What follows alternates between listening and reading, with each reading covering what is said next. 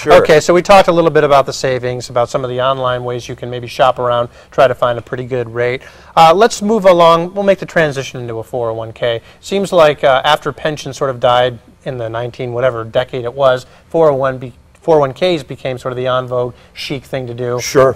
What are your feelings about that? What do you think we should do about it? I know, for example, I have total control of my 401k. I can put 20% into this, 20% into that. I don't know what that means. So what are your thoughts on 401ks? What's their purpose? Where do they stand? What should we do about them? Well, let's look at a couple of things that you mentioned there. First of all, with 401ks. 401ks are a fantastic vehicle for you to put your dollars in because they allow for tax deferral. Otherwise, when you put the money in, it sits there until you get to retirement, but while it's earning interest, you're not paying tax on that money.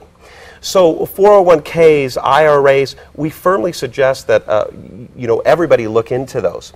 But on the note with 401ks, you've got to look at what's the appropriate amount. Is your company matching? A lot of companies are retracting from matching. It used to be you put money in and the company would match. If they're matching, that's free money, and you should certainly match whatever the company is putting in. And it's a great way of savings because it comes out prior to you getting paid. So you don't see it in your paycheck. So when you get it, you live with what you have. Right. So you're kind of creating a budget, a savings budget for yourself right away. But the other thing that I'm really seeing a lot out there is kind of what you mentioned. I go to barbecues, and I mentioned I'm a financial planner, and people go, oh my gosh, I've got this 401k, what do I do? Right. What choices do I make? It's daunting. It is extremely daunting. For most folks out there, when they look at this, they go, should I be in this bond fund? Should I be in this international indexed managed? Where should I be? Small cap, large cap. Yeah. What does this mean? I'm getting capped out. I don't really know what to do. So when you look at that, what I suggest people do is well, I'll use you as a reference. Please. You do the weather. I do. Okay. And if I walk outside, I can look up at the clouds and think it might rain. But I'm pretty sure if I came to you, you could give me a little bit more specific answer. I would hope so. Putting my I would hope so too. But one of the things that happen is a lot of people don't realize that you can go see an advisor and they can help you with these type of things, help you make decisions in 401k plans, help you budget, help you make decisions that can improve your situation. You don't want to be throwing baseballs in the dark. So a lot of people think, hey, I can get online, look at something real quick, Google it up or whatever else, and all of a sudden I can make an investment decision.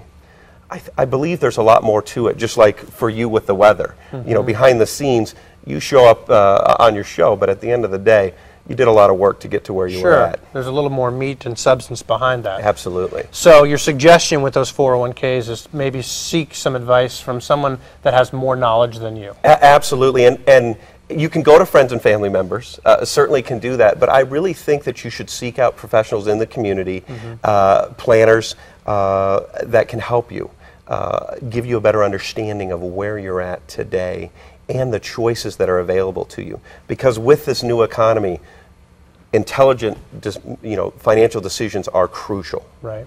And you guys are on top of all that information. And Absolutely. You're the That's what I experts. mean. I'm looking at a screen all day long. Right. Talking to folks about money and finances every day. It's what we do. All right, we're getting under 5 minutes, and we have a couple more things to talk about. We got through the 401ks, some savings. Well, let's talk a little bit about IRAs, and then more specifically Roth IRAs. What's the difference? Why are they important? What's your feeling? Okay.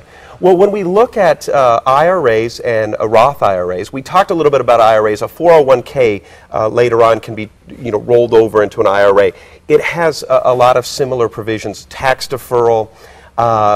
You can't pull the money out till you're 59 and a half.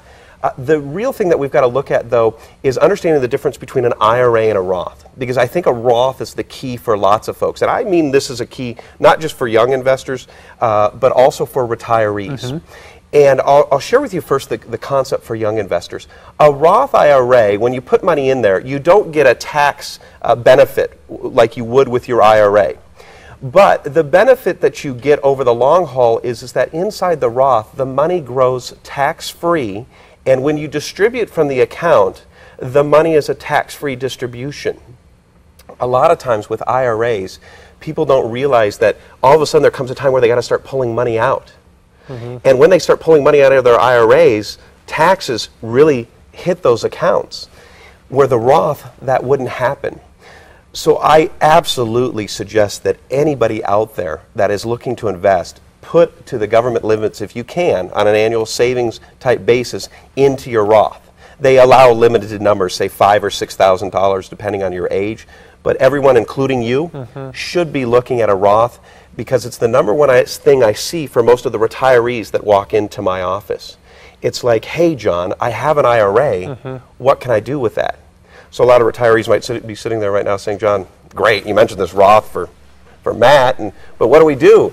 Well, the IRS allows us to do what's called an IRA to Roth conversion. Oh. So you can convert your IRA to a Roth. Okay. The benefits are that once you do this, you have to pay tax. Okay, so there's always a right way and a wrong way to do these type of conversions.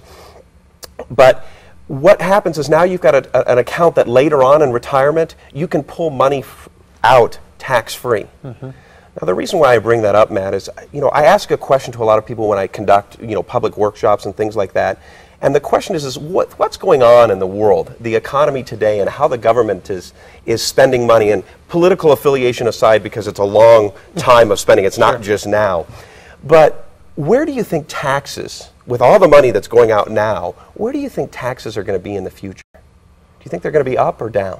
Probably up. Yeah, the resounding response that I have is that taxes are going to be up. Yeah. So things like a Roth, if we don't do these things and we stay in our IRAs as a retiree or as a young investor, we do this, later on when we pull the money out, our taxes could be exponential. Good advice. So we really have to kind of look at the tax picture. We have about a minute left, John. We could talk for hours on this, Sure. and I encourage you to talk to somebody like John here, but free reports, what can I do now? You have something coming up here. Yeah, absolutely. People can call our office and ask about a free report. We have a free report on what you can do now. Talking about the topics today, we'll send that out to them. And again, feel free to call our office. That's Retirement Navigators, and the number is 399-6340. Okay. Jon Magoch, a plethora of information.